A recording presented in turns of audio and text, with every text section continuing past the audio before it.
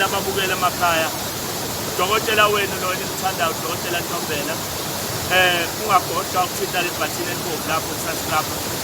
Namhlanje usuku lokuthi ngizomba imithi lokho esivuka ekuseni siyamba simba imithi namhlanje ngihlanganisa imithi emhlophe ngihlanganisa intelezi othi mawuphele ngayo ekhaya makukhona umuntu othakathayo nyambamba mawuhlabile wenza umsebenzi abantu bangaxabani bathobe mawune-business mhlawumbe elithinta abantu la ukube ngena khona abantu noma ithaveni bathobe lapho.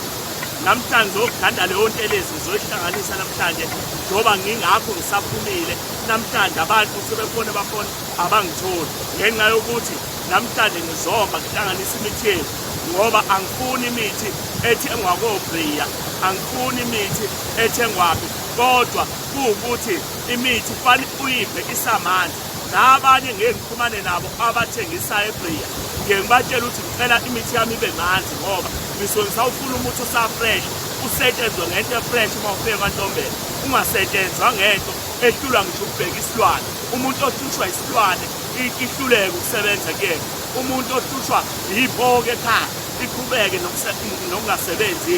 Ngifuna into ethi mayifika ifike isebenze ngalolo suku ezobe ifike ngalo.